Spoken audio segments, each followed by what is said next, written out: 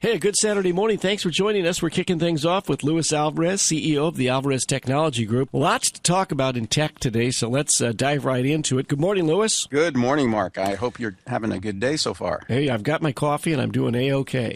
and the peanut butter is thawing out, and I'll have my toast in a few minutes. You know, I buy the organic peanut butter that's it's just the peanuts and a little bit of oil, so it doesn't keep in the cupboard. You have to put it in the fridge, and so so that type of peanut butter gets hard, and so when you want to have like some peanut butter toast, you just don't pull it out of the refrigerator and have your toast right then and there. You have to. It's delayed gratification. It's like 45 minutes to an hour for it to soften up to where you can actually spread it on a piece of toasted bread. That's funny. Yeah. So once we get done with this, that's what I'm going to do.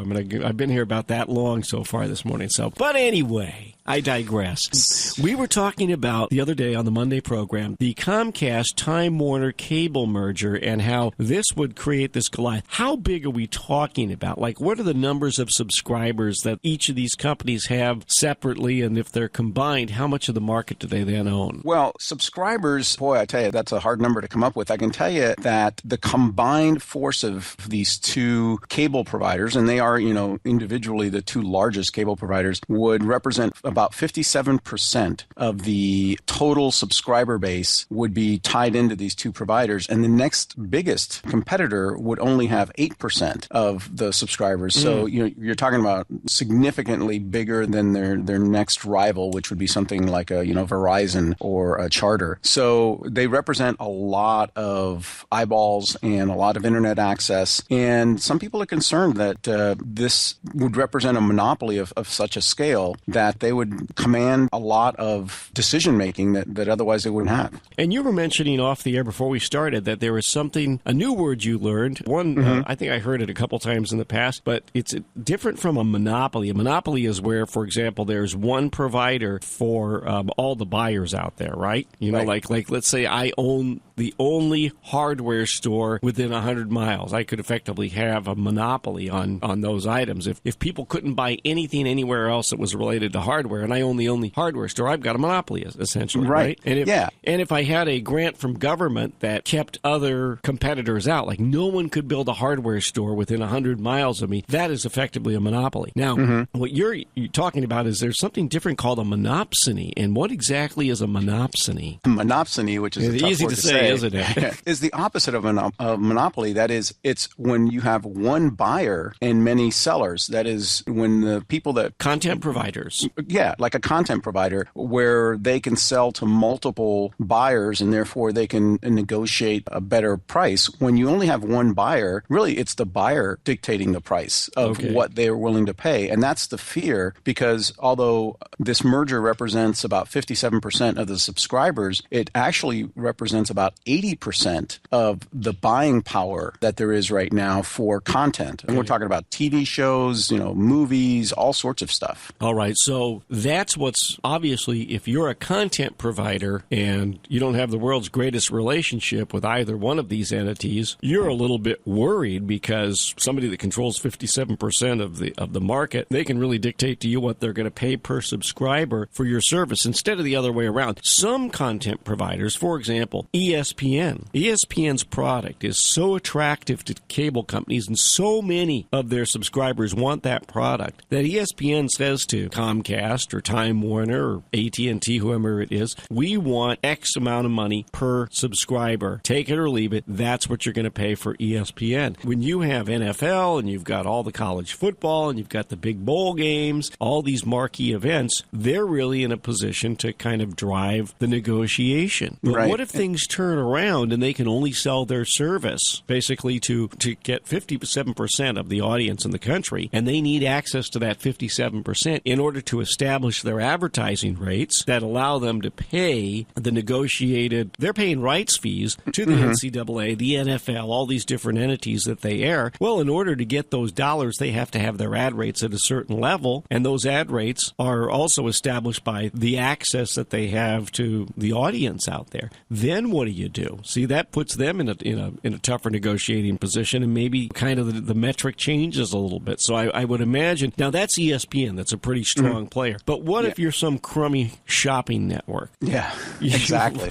You have little negotiating power at all because you know in your heart of hearts, and they know, that most subscribers, it's filler. They say, oh, you got 35 channels, but if 5 of them are crummy shopping channels, who cares? Yeah, I mean, you think about Walmart as an example. There are suppliers that provide products to Walmart as well as to other stores. And Walmart always gets the best deal because they represent such a huge outlet for these providers, for these product manufacturers. And Comcast is kind of the same way. And where ESPN or some other channel can negotiate with them and Verizon, and Verizon's going to pay a little more because they're smaller and therefore, they don't offer they don't have the economies of scale, if you will, that Comcast has. Sure. Now you marry Comcast with Time Warner and all of a sudden the shoe's on the other foot. As you were describing, suddenly they're dictating to the content providers not only how much they're willing to pay, but if they're even going to buy that product. Right. It could put some of these channels that you see out of business. I think the other thing, and by the way, Louis, something like this happens. I could see that whole landscape changing with content providers. Maybe Walmart or Target end up buying, say, the Home Shopping Network or QVC, and they become the Walmart channel or the Target channel, and they only are advertising on that channel what's for sale in the stores. Mm-hmm. And then if you're the broadcast networks and the other cable channels, you might worry a little bit because does that mean that Target and Walmart are going to spend less money advertising their wares on my channel when they already own their own channel? Yeah, good point. Yeah, excellent point. So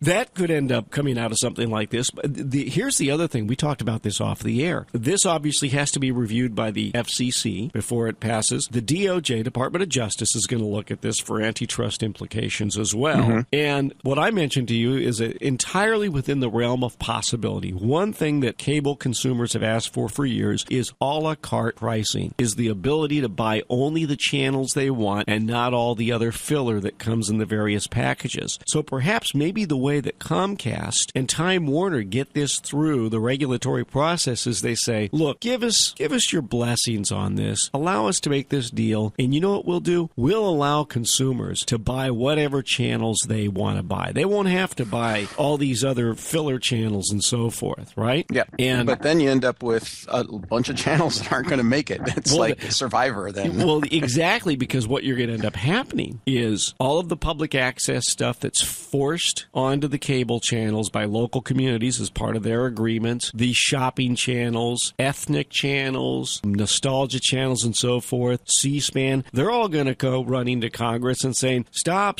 put the brakes on this. They're going to put us all out of business. Mm-hmm. Because the vast majority of people out there don't want what we have for them to view. We don't really pass the market test, and we're just free riders on this good called the cable TV package that people buy. So this is going to be interesting to watch. It will be very interesting to watch, and it's going to take a lot longer than I think some of the shareholders of both companies hope it's going to take. I think there's going to be a lot of objections. I know even Congress is starting to wonder if maybe they need to take a look at this beyond just the Department of Justice that usually approves these type of mega mergers. So we'll see where it ends up, but I think it's a healthy conversation to have, especially in today's world where both of these companies, more and more of their business has to do with providing internet access and not necessarily TV channels. Their merger is going to represent a bigger danger to the internet, I think, than it does to television shows. Right. And that's a great point, because one of the things that they're really running into trouble is cable subscriptions are like newspaper subscriptions.